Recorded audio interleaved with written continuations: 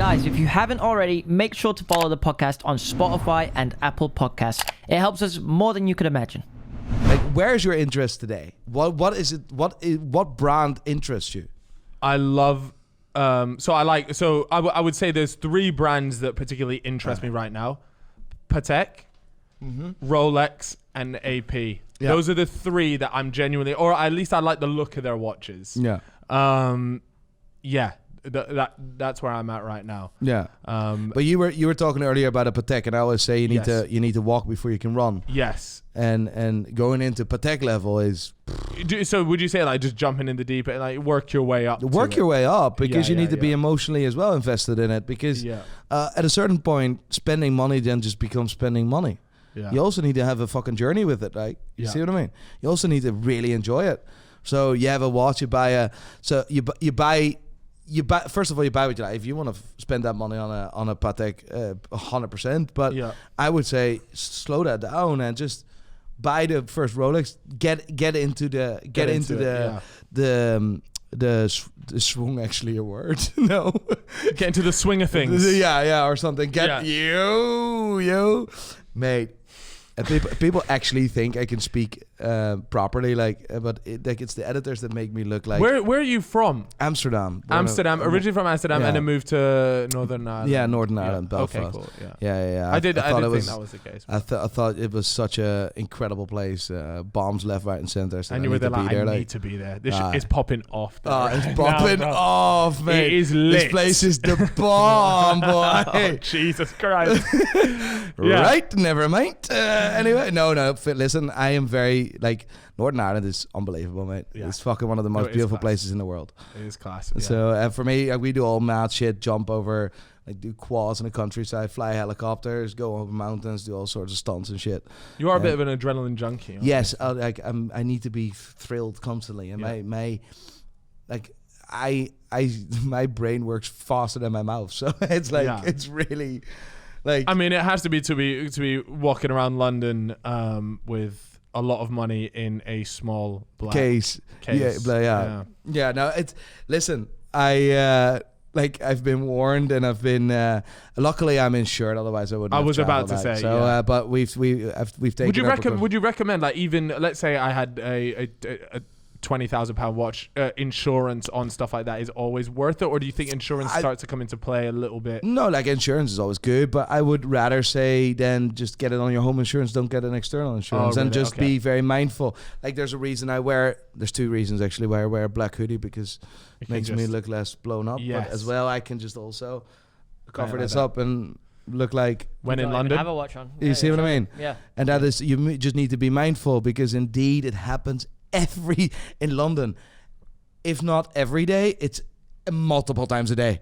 What does? Watches are being stolen off people's wrists. Oh right, yeah.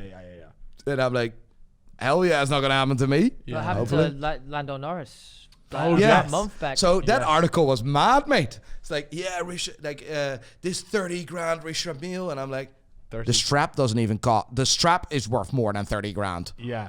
It's the strap. And it was given to him by Richard Mille as well, so it was probably like a one-off something.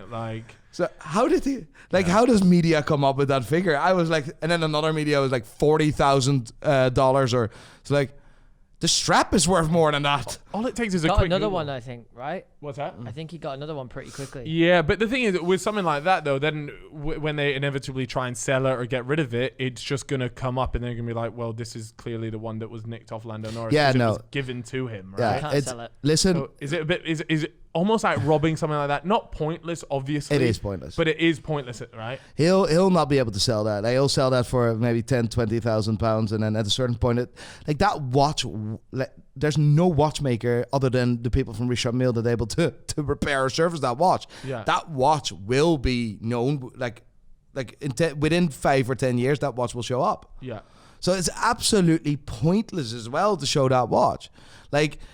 Stealing Rolexes, all right, because it's such a mass thing. Okay, fair enough. It still has serial numbers, but nowadays, these watches are being registered. So, yeah. I mean, it's easy to find one. Let's put it that way. But a Richard Mille, that's just pointless, because these watches need to be serviced every 2-3 years. Like, the movements are fragile, and there's only one brand that really does that. So even if you buy then a stolen Richard Mille, you know when something is stolen, right? Yeah. Done.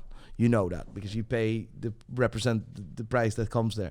It will always come back to bite you. Yeah. And it's like, who the fuck is so stupid to rob Norris? Yeah. Because that is a one, that's a one-off. Yeah. It doesn't make any It's gonna sense. pop up somewhere. Yeah. It doesn't make any sense. Will be a good story in 25 years though. Like, I mean, whenever if that watch doesn't show up in 25 years, then all of a sudden it becomes public. We actually have a stolen watch from Comex, from Rolex. Really? Yeah. So what do you do when you cut like? Nope. I'm into that. Like That watch was owned by Comex, but the watch was supposed to be given back. And who's Comex? Comex is Comex is a French diving institution which Rolex made watches for. Okay. And they did a lot of research in oceans and stuff like that. Oh, okay. And we actually have an original diver's watch. It's like from one of the divers, so not a Rolex Submariner, but a Rolex Sea Dweller Comex, we call that. Yeah. Right? And then a first version, I'm not going to go in greater detail. That watch was produced 100 times for the divers, right? Mm-hmm. Never to be commercially sold, just for the divers. The Submariners in that version, however, were for sale, but not the Sea Dwellers, not the versions that we talk about. Yeah. And the original diver just never gave it back. And he sold it the day it was reported 25 years later. And I was like, I was a buyer. Really? Yeah. Amazing. So I was finally able to come public with it. Yeah. So it's actually a very valuable piece now. So I can imagine, yeah. But it's easy to service. So I can service that watch myself if I need to, right? Yeah. Because the movement is quite easy. But a Richard Mille, mate. You're going to have to, go like, back to the people that made it. Yeah. So, and they're going to go, hold on a second. No, I think we gave this one to Lando. Yeah. Oh, yeah. Who are you? Yeah. All right. We'll call the police. Wait here a second. Yeah. It's just fucking, I don't get it. Yeah. Right? And a lot of vintage pieces or one-offs, like, there's no point of stealing it because it will always come up. And, like, that is the sad bit as well, because someone is being robbed, is probably scarred for life. And for what? Yeah. The financial gain for the person that robbed it is not that high. Yeah. And that just blows my mind. Yeah. It's so true. And sort of like one of the last things I want to speak about is one of the biggest reaction things that you do is to other YouTubers' watches. Yes, my favorite part. Yes. So I'll I've react watched to yours. like all of the. Your watch is fucking this shit. whole fucking podcast Holy fuck. is a reaction to my watch. Holy motherfucker. Did you enjoy touching that? Oh my it feels god. Quite like I need to wash. sturdy. Can I have hand sanitizer here? I touched it. But you've done so you actually looked at Logan Paul had one. Yes. And off the rip you noticed that the box was fake. The Yes. Rolex he showed a Rolex. What was it about the box that you saw that was just instantly fake?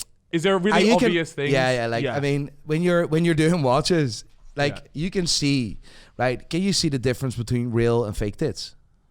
I'd like to think so, but I tell you what, there's some fucking good attempts there. Exactly. The same with same.